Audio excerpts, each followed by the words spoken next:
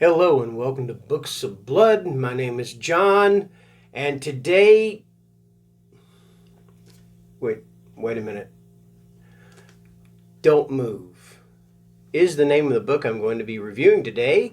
This is going to be by James Murray and Darren Wearmouth. Now, this is my first time reading anything by either one of these authors. I believe they work together most of the time. In fact, when I look on the back and it shows you the about the author thing of the books, they all correspond. So yes, they do co-write quite a bit.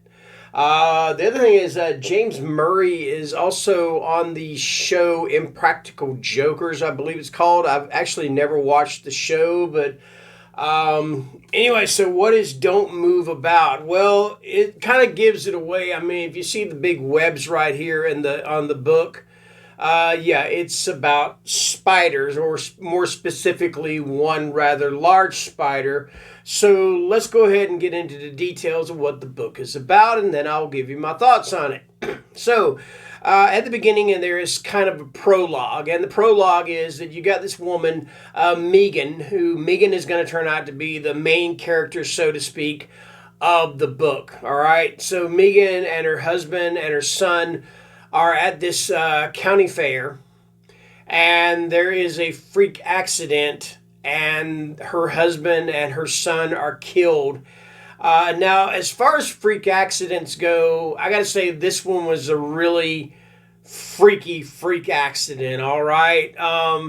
It's one of those that you're sitting there writing. I mean, I could just see the two guys coming up, brainstorming ideas for what this freak accident was going to be. And it's horrible. I mean, it's a horrible freak accident. I mean, and I don't want to give away too much of it, but I was sitting there reading and I'm thinking, hey, this is, yeah. And I'm kind of going over the whole, I'm kind of doing a Mythbusters thing in my brain when I'm reading about this freak accident. I'm thinking, could that happen? I thought, okay, so going this way, okay, yeah, you could do that and everything, but then if you go this way, what's going to happen? And I thought, oh, yeah, that's a pretty good freak accident. Anyway, so Megan is left all alone. She's got these guilty feelings because at one point she could have saved them, but she just fear overtook her, and she froze, and so she's got these. So now you cut to I think it's 8 months later. I believe it was 8 months. I may be wrong. I'm not going to check, but I believe it's 8 months.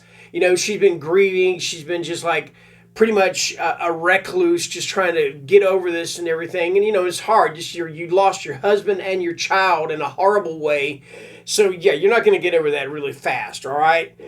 Anyway, what she decides to do is to go on this excursion with her local church group. She figures, hey, if I get out there and get out into the world and everything, it can help me to recover, help me to heal. All right.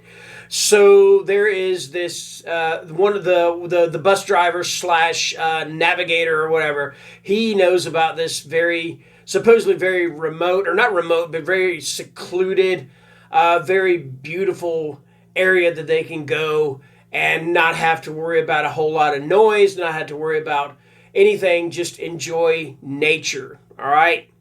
So they go, but the only thing about it is there's a reason it is so nice and beautiful and secluded and all that, and why nobody goes there, and it is because there is a rather large, and I mean by rather large, I mean over 6 feet tall and weighs about 600 pounds spider, all right?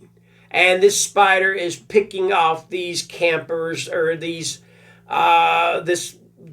church group. It is picking them off one by one, all right?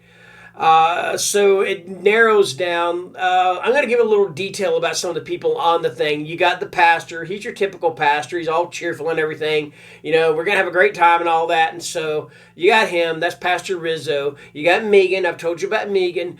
You got Ryan and Emma. Ryan is, for lack of a better word, he's kind of a douchebag. All right. He's a muscle-bound kind of douchebag. All right. Emma is the pastor's daughter. All right. So they're together. You got this older couple with their grandson. There you go.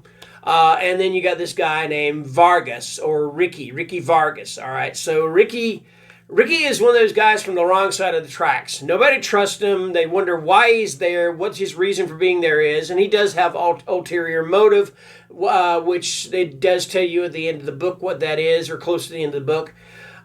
So yeah, and Ricky and Ryan, the douchebag, they don't get along very well, because apparently Ricky ripped off Ryan for about $2,000, and so now Ryan wants to kick his butt and everything.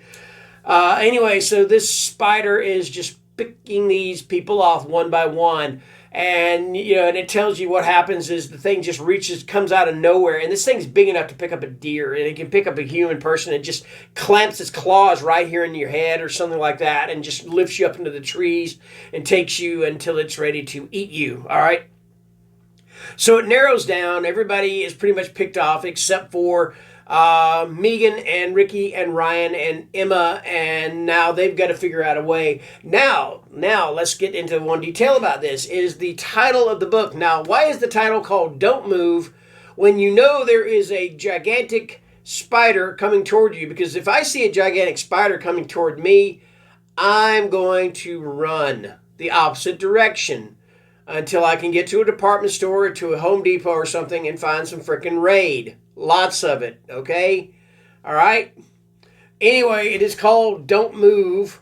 And it's really not a spoiler. It's called Don't Move because unbeknownst to this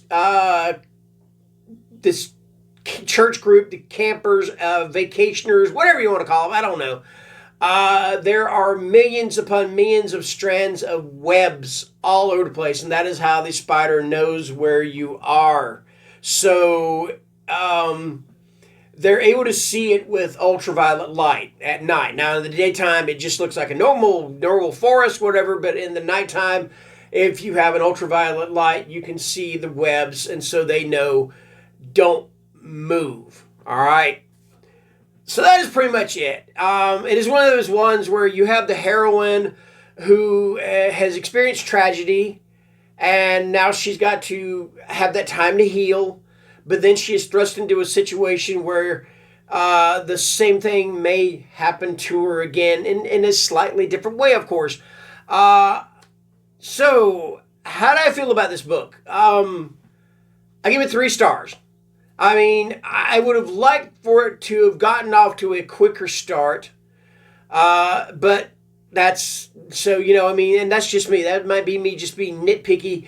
But I enjoyed the book. Yeah,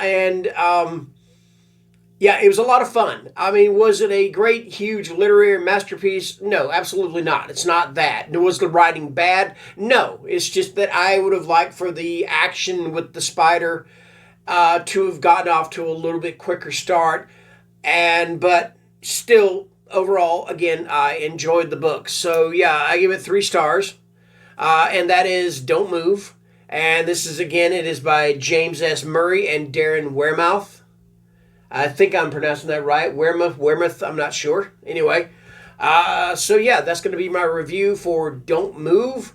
And until next time, I'm going to post this one on Wednesday afternoon. So until next time, you guys take care and enjoy the rest of your day. Bye-bye.